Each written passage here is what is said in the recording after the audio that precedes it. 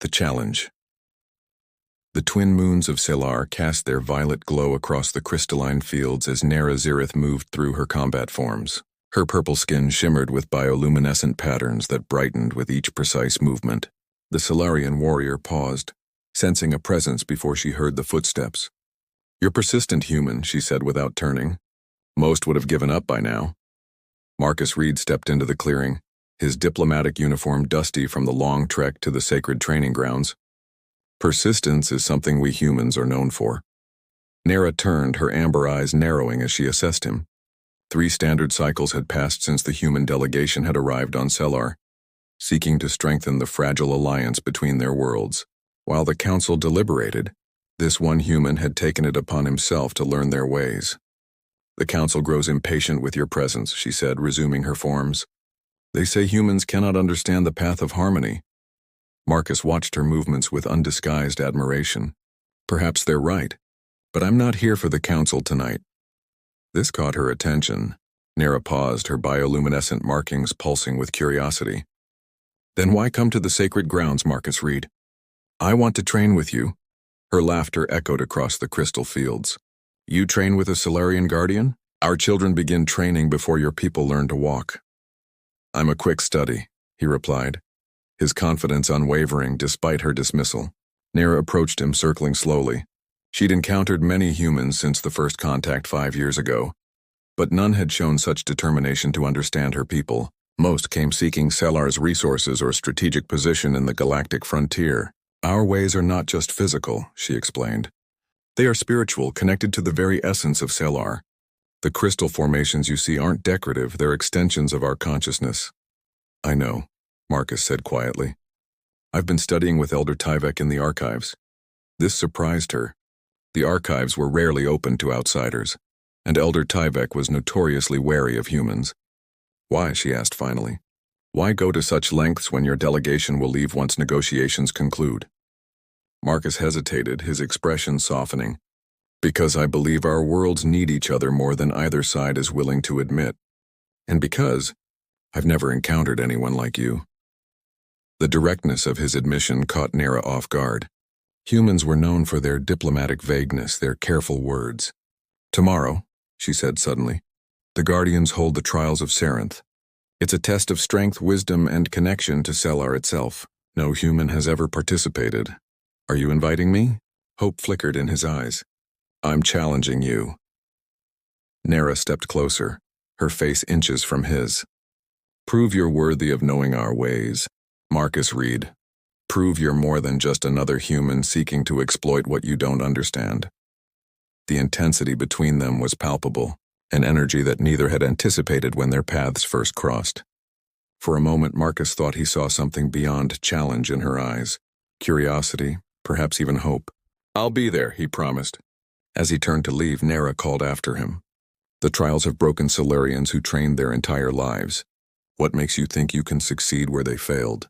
Marcus paused, looking back over his shoulder. "Because I have something they didn't." "And what's that?" "Something worth fighting for." As he disappeared into the night, Nera's markings pulsed with an emotion she couldn't name. She told herself it was merely amusement at his foolishness. But deep within, where the crystal consciousness of Selar touched her spirit, she felt something else, a resonance that shouldn't exist between a Solarian and a human. The moons continued their arc across the sky, indifferent to the changes set in motion below.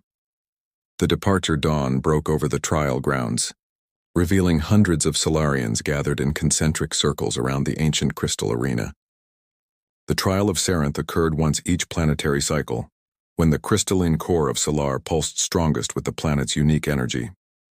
Marcus stood at the edge, painfully aware of being the only human among the sea of purple-skinned spectators. Their bioluminescent patterns flickered with a mixture of curiosity and derision. "The human actually came," whispered voices around him. Elder Tyvek approached, his ancient face etched with concern. "You don't understand what you're attempting." Marcus Reed. "The trial connects to our essence. It wasn't designed for human physiology." "I have to try," Marcus replied, watching as Nera entered the arena with 7 other Guardian candidates. She looked magnificent in the traditional armor of polished crystal scales that caught the light of the rising sun. Her eyes found his in the crowd, and her expression shifted briefly from surprise to something unreadable. The trial began with a ceremonial chant. Marcus felt the ground beneath him vibrate as hidden crystals resonated with the Solarian's unified voice. When his name was called, a hush fell over the gathering. "Step forward, human," commanded the chief guardian, an imposing figure named Korath. "State your purpose." Marcus walked to the center of the arena, feeling hundreds of amber eyes upon him. "I seek to understand the path of harmony and prove that humans and Solarians can share knowledge and strength." Korath's markings pulsed with skepticism. "And what of your true motivation?" His eyes flicked briefly toward Nara. Heat rose to Marcus's face. "My motivations are my own." A murmur rippled through the crowd. Nara's expression remained neutral, but her markings betrayed her, pulsing rapidly with emotion. "The first trial is connection," announced Korath. "Each candidate must attune to the crystal matrix and direct its energy." The Solarian candidates placed their hands on crystal pillars that emerged from the ground. Each pillar began to glow, responding to their touch. When Marcus approached his assigned pillar, he heard snickers from the crowd. He placed his hands on the cool surface, remembering Elder Tyvek's teachings about visualization and energy flow. For several minutes, nothing happened. Sweat beaded on his forehead as he concentrated harder. A faint glow finally emanated from the crystal, drawing gasps from the spectators. It was minimal compared to the brilliant light the Solarians produced, but it was something. Marcus caught Nara's eye. Her surprise was evident. The second trial tested combat skills. Marcus held his own against the first opponent, drawing on his military training. But when faced with Nara herself, he hesitated. That moment of hesitation cost him dearly. She moved like liquid mercury, and within moments he lay defeated on the arena floor. "Your combat skills are adequate," Korath noted, "for a human." The final trial, spiritual resilience, began as the twin moons aligned overhead. This was the heart of the trial of Sarenth, where candidates demonstrated their connection to Silar's consciousness. Marcus watched in awe as each Solarian entered a trance-like state, their markings glowing brilliantly as they communed with the planet's energy. When his turn came, he sat cross-legged as instructed, closing his eyes and opening his mind. At first there was nothing. Then a faint whisper touched his consciousness, alien and beautiful. For a moment he felt connected to something vast, but as he reached for it, searing pain shot through his mind. He cried out, collapsing to the ground as the connection shattered. "Enough!" Korath declared. The human's mind cannot withstand the communion. As attendants helped Marcus to his feet, humiliation burned through him. He'd failed, not just himself, but his mission to bridge their worlds. "I told you," Nara said, approaching him as the crowd dispersed. "Our ways aren't meant for humans." Despite her words, her expression held no triumph. Instead, he saw something that hurt worse than failure: pity. "This isn't over," Marcus said quietly. "It is," she replied. "Return to your delegation. Tell them what you've learned about our differences." That night, Marcus packed his few belongings. His delegation wouldn't depart for another month, but he had requested special permission to leave on the next supply ship. A knock at his quarters surprised him. Elder Tyvek stood in the doorway, his ancient eyes kind. "You're leaving," the elder stated. "I have to," Marcus replied. "But I'll be back. The trial cannot be attempted twice. I'm not coming back for the trial." Marcus continued packing. "I'm coming back when I found another way to prove humans and Solarians can connect." The old Solarian studied him. "You feel something for the Guardian, Nara." Marcus paused. "Is it that obvious?" "Only to those who understand that some connections transcend physical differences." Tyvek produced a small crystal from his robes. "Take this. It's a fragment from the sacred caverns. Perhaps with time and meditation you might find your own path to understanding our ways." As the supply ship departed the next morning, Marcus watched Selar shrink in the viewport. Somewhere on that purple-hued world, Nara continued her training, probably already forgetting the foolish human who had tried to prove himself worthy. He closed his hand around Elder Tyvek's crystal, feeling a faint warmth pulse within it. "I'll be back," he whispered. "And next time I'll be ready." The return 8 months passed like a slow-burning star. On Selar, the season of crystal bloom transformed the landscape into a symphony of light and color. Nara Zyrith stood atop the Guardian Watchtower, scanning the horizon where the first signs of trouble had appeared weeks ago. "The disruptions are growing stronger," said Korath, now her fellow guardian after they'd both completed the trials. "The Council believes it's more than natural fluctuations." Nera nodded, her amber eyes fixed on the distant crystal formations that had begun to darken. "The harmony is faltering. I can feel it. Since the human delegation's departure, strange phenomena had plagued Solar. Crystal formations, alive and sentient for millennia, were dying. The planet's consciousness, which sustained all Solarian life, showed signs of distress. "There's something else," Korath said carefully. "A human ship entered orbit this morning." Nera's markings pulsed with surprise. "The treaty negotiations aren't scheduled to resume for another cycle. It's not the diplomatic vessel." Korath's expression was unreadable. "It's registered to a private research institute. There's only one passenger." Understanding dawned on Nera. Marcus Reed. As if summoned by his name, a transport shuttle appeared on the horizon, descending toward the settlement. Nera fought the unexpected flutter in her chest. The human had failed the trials. Why return and face that humiliation again?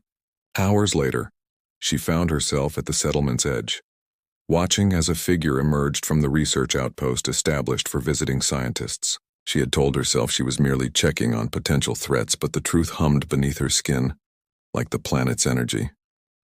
The man who approached was both familiar and strange. Marcus Reed walked with a confidence he hadn't possessed before.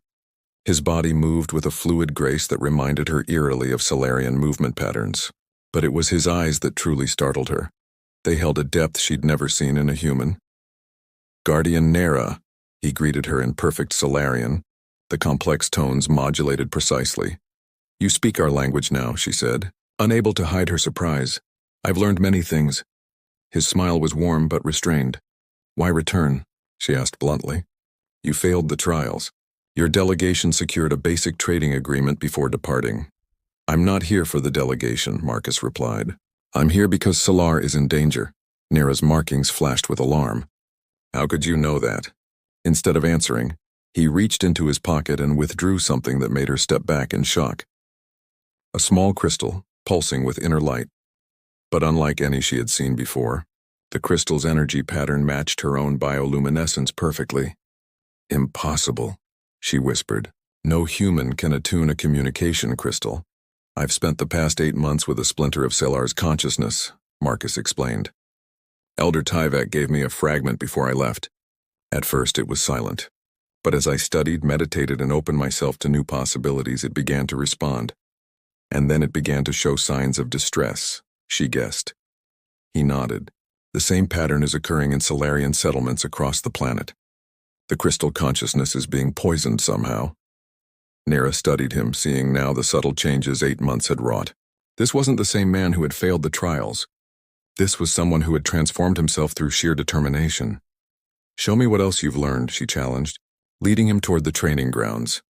Under the light of the rising moons, Marcus demonstrated abilities no human should possess. His movements flowed with the rhythm of Solarian combat forms. When she attacked, testing his reflexes, he responded with counter moves that even seasoned guardians struggled to master. "How?" she demanded after an hour of sparring left them both breathless. "I found a Solarian exile on Rigel Prime," Marcus explained. Yavek Zur had been banished a century ago for attempting to share Solarian knowledge with outsiders. "He became my teacher." Nera's markings pulsed with shock. "Javek lives?" "He's considered a traitor to our ways." "He believes your ways must evolve or perish," Marcus said quietly. And now it seems he was right. Their conversation was interrupted by a tremor that shook the ground beneath them. In the distance, a massive crystal formation shattered, sending shards flying into the night sky.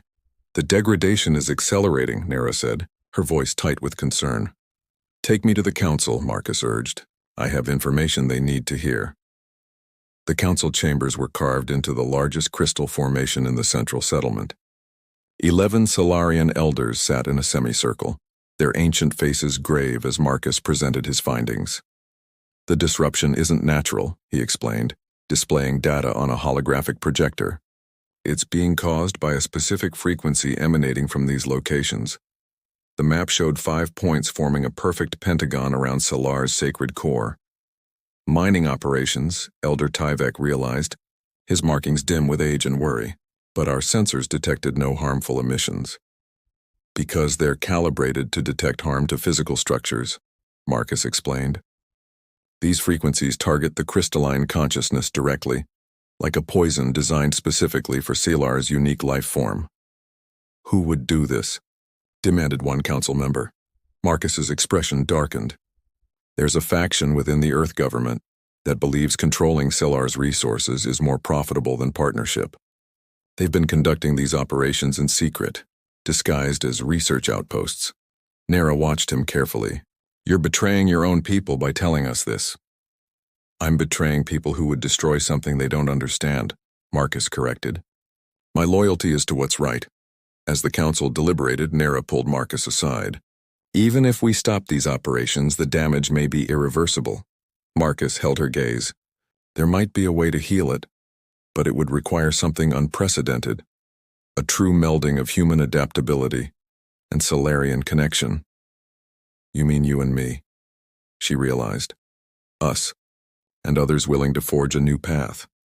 His hand brushed hers, sending an unexpected current through her fingers. I came back unstoppable, Nara, not to prove myself to your people, but because I believe our worlds are meant to evolve together.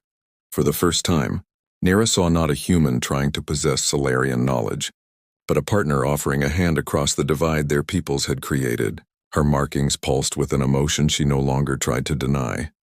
Then let's stop them, she said, her fingers intertwining with his. Together. The Alliance. The central crystal forest glowed under the twin moons as Nara and Marcus prepared for their mission. Around them, a small group of volunteers, 4 Solarians and 3 humans from Marcus's research. Team checked equipment and communicated, in a blend of both languages. The council was surprisingly receptive to your plan, Nara remarked, adjusting her crystal armor. The traditional Guardian protection had been modified to incorporate some of the technology Marcus had brought. They're desperate, Marcus replied, his voice low. The planetary consciousness is failing. Even the most traditional elders can feel it. Their plan was dangerous but direct. Neutralize the 5 hidden mining operations simultaneously, then attempt to heal the damaged crystal network using a combination of Solarian communion and modified human technology that Marcus had developed during his absence. Korath approached, his expression guarded. The teams are ready. Each will target one facility. He glanced at Marcus. Are you certain your human colleagues can be trusted? They've devoted their careers to understanding crystal consciousness, Marcus assured him. They came despite knowing they'd be labeled traitors by those behind this operation. Nara felt a surge of respect for these humans who risked everything for a world not their own. Perhaps she had been wrong about more than just Marcus. As the teams dispersed toward their targets, Nara and Marcus headed for the central facility, the one nearest Selar's sacred core. They traveled in silence through forests where dying crystals creaked and groaned, their once brilliant light now pulsing weakly. It feels like the planet is in pain, Marcus said softly, his hand resting on a fading crystal pillar. Nara noticed how the crystal responded to his touch with a faint brightening, something that should have been impossible for a human. How can you sense it? She asked. Even after all your training, you don't have our biological connection. Marcus hesitated. Chevik did more than train me. He helped me undergo a procedure, experimental and dangerous. Microscopic crystal fragments bonded to specific neural pathways. Nara stopped walking. You altered yourself? That could have killed you. It nearly did. His eyes met hers in the dim light. But I needed to understand your world on more than an intellectual level. The realization of what he had risked left her speechless. Before she could respond, they crested a ridge and saw their target below. A facility disguised as a research outpost, its innocent appearance belied by the dark energy signatures Marcus's equipment detected. 5 guards, Nara whispered, her enhanced vision scanning the perimeter. Standard security protocols. And 1 director, Marcus added, checking his scanner. Dr. Helena Voss, she was my mentor once. Nara heard the pain in his voice. Someone you respected? Someone I trusted, he corrected. Finding her name in the classified files was difficult. They waited until the facility's lights dimmed for the night cycle before making their approach. Using Solarian stealth techniques, they disabled the perimeter sensors and slipped past the guards. Marcus's knowledge of Earth security systems allowed them to bypass the locks and enter the main laboratory. Inside, they found what they feared: massive equipment aimed at the crystal bedrock, emitting the harmful frequencies that were poisoning Selar's consciousness. "Marcus?" A voice came from the shadows. Helena Voss stepped into view, unsurprised. "I wondered if you'd find your way here eventually." "Stop the broadcast, Helena," Marcus said, his voice tight. "You're killing a sentient being." "I'm advancing human interest," she replied coolly. "These crystals could revolutionize our neural technology. The consciousness is simply a natural resource waiting to be harvested." "You're wrong," Nera interjected, stepping forward. "Our world's consciousness isn't separate from us. What you're doing is committing genocide." Helena's eyes narrowed as she studied Nera. "Fascinating. The reports mentioned your species' dramatic claims about the crystal's sentience, but I never expected such eloquence." She turned back to Marcus. "And you? You've thrown away your career for these aliens?" "I've found something worth fighting for," Marcus replied, echoing the words he'd spoken to Nera months ago. Helena sighed, reaching for a console. "Then you leave me no choice." Alarms blared through the facility. Outside, the guards began converging on the laboratory. "Disable the equipment," Marcus told Nera, moving to intercept Helena. "I'll handle her." As Nera raced to the main control panel, Helena launched herself at Marcus with unexpected ferocity. They grappled, and Nera realized the woman had enhanced strength, likely from the same type of technology Earth forces had been developing. Nera's fingers flew across the alien controls, following the shutdown sequence Marcus had taught her. The harmful broadcast began to weaken, but a secondary system activated, an emergency protocol designed to intensify the frequency before shutdown. "Marcus," she called. "There's a failsafe. It's accelerating the damage." He was locked in combat with Helena, whose augmented strength made her a formidable opponent despite Marcus's training. "The crystal," he shouted between blows. "Use your connection, I'll join you." Understanding flashed through Nera. She pulled the communication crystal from her armor and placed it on the main emitter. Closing her eyes, she began the communion ritual, feeling the crystal respond to her consciousness. Through her peripheral awareness, she sensed Marcus finally overpower Helena, securing her with restraints before rushing to Nera's side. His hands covered hers on the crystal, and something extraordinary happened. The barrier that had always existed between human and Solarian consciousness thinned. Through the crystal, Nera felt Marcus's mind touch hers, alien yet familiar, determined and bright with an emotion that made her markings pulse in response. Together, they redirected the harmful frequency, transforming it into a healing resonance that spread outward from the facility. The crystal beneath their hands blazed with renewed light. "It's working," Marcus whispered, his face illuminated by the glow. Their joined consciousness expanded, touching the wounded planetary awareness. Where they reached, healing followed. Guards burst into the laboratory, weapons raised, but stopped in confusion at the sight before them. A human and Solarian bathed in crystal light, creating a phenomenon none had witnessed before. The communication crystal between their hands pulsed in a new pattern, neither fully human nor Solarian, but something evolved from both. As their consciousness gradually separated, Nera found herself reluctant to break the connection that had shown her Marcus's heart more clearly than words ever could. His eyes opened, meeting hers with an intensity that made the air between them seem charged. "The other teams?" he asked hoarsely. Nera checked her communicator. "All facilities neutralized." She hesitated. "But the damage to the planetary consciousness is extensive. What we did here helped, but it's not enough. Then we'll need to complete the healing at the sacred core," Marcus said, helping her to her feet.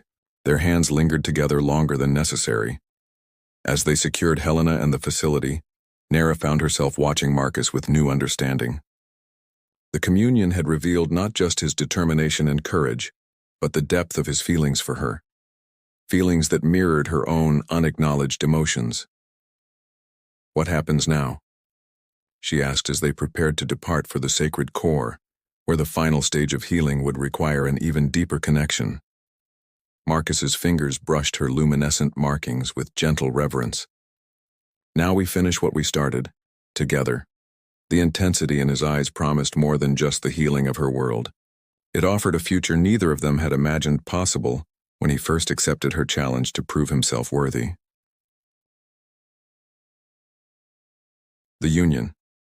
The sacred core of Selar lay beneath the oldest crystal formation on the planet, accessible only through a winding passage that descended deep into the planetary crust. As Nara led Marcus down the ancient steps, the air grew thick with energy that made their skin tingle. "No human has ever been permitted here," she said. Her voice hushed in the crystalline chamber. All around them, massive crystal pillars reached toward a central spire that pulsed with dim light, the heart of Selar's consciousness. Wounded but still fighting. "I understand the privilege," Marcus replied, equally reverent behind. Them followed Elder Tyvek and two members of Marcus's research team, Dr. Kira Nomura and Dr. Eli Chen. The unlikely alliance of humans and Solarians represented the last hope for the planet's survival. The healing at the mining facility had been temporary, a localized solution. Reports from across Selar confirmed what they already sensed. The planetary consciousness continued to fade. Without intervention at its source, Selar would become just another dead world, its unique life force extinguished. "The procedure you've proposed is unprecedented," Elder Tyvek told Marcus as they reached the chamber's center. "A full communion between human and Solarian consciousness, channeled through the core itself. The simulations support its viability," Dr. Nomura interjected, her eyes wide as she studied the crystalline architecture around them. Marcus's neural modifications should allow him to serve as a conduit. Nara's markings pulsed with concern. "And the risks?" Dr. Chen adjusted his equipment. "Total neural burnout for Marcus. And for you, Guardian Nara, the possibility of losing your connection to the planetary consciousness permanently." "A steep price," Elder Tyvek murmured. Marcus's eyes met Nara's across the chamber. "Worth it," he said simply. As the scientist prepared the modified equipment that would amplify and direct their communion, Nara drew Marcus away from the others. "During our connection at the facility," she began hesitantly, "I felt everything." "I know." His voice was gentle. "So did I. Why would you risk so much for a world not your own?" The question had haunted her since his return.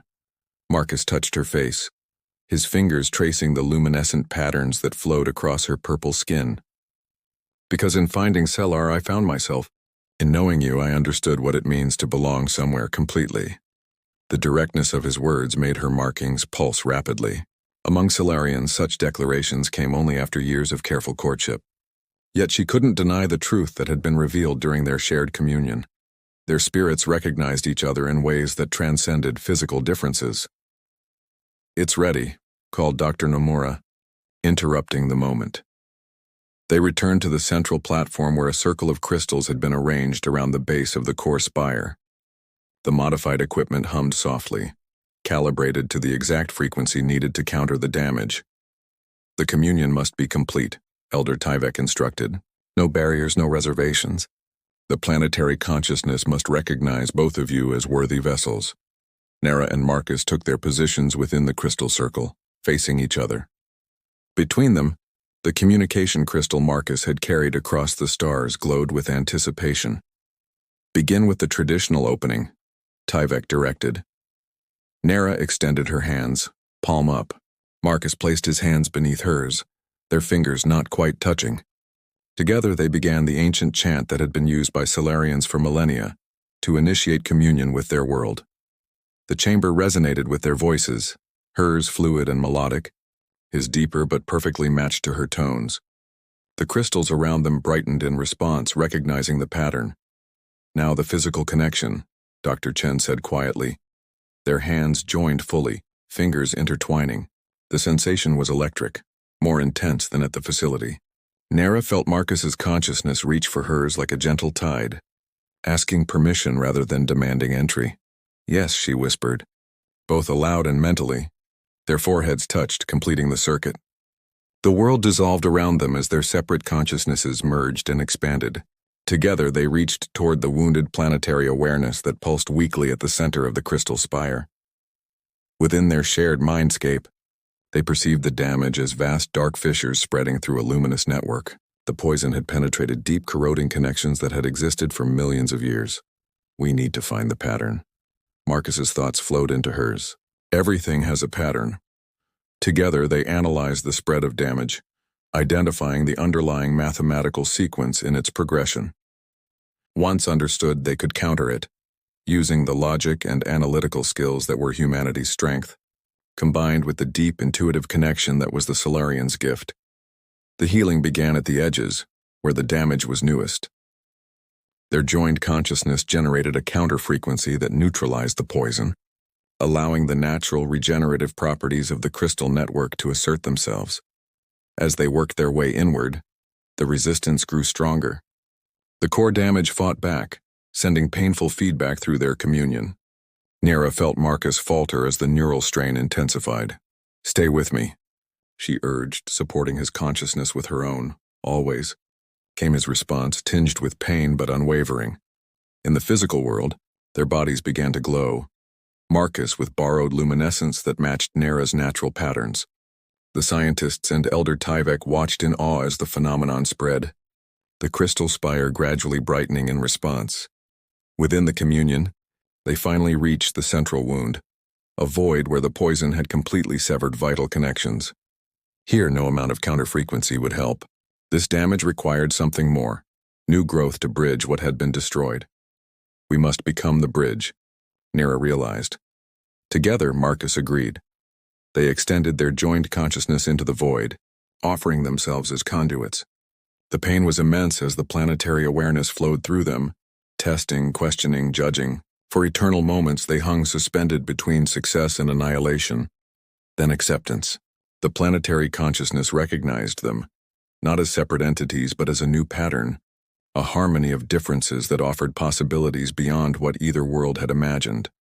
Light exploded outward from the core, racing through the crystal network across the planet. In settlements and wild places alike, dying crystals blazed with renewed vigor.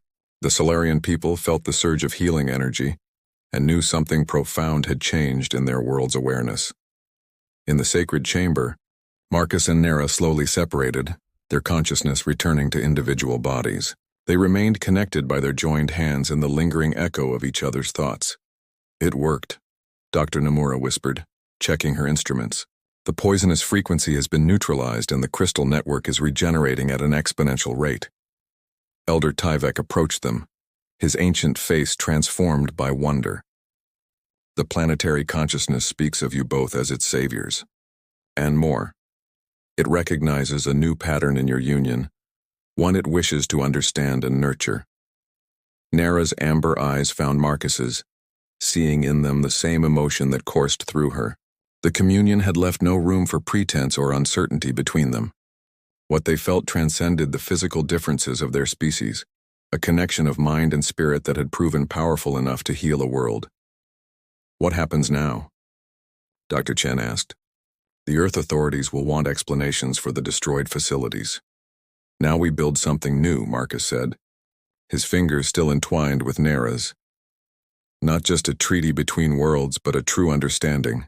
Seller has shown us that consciousness can evolve, adapt, and find harmony in difference."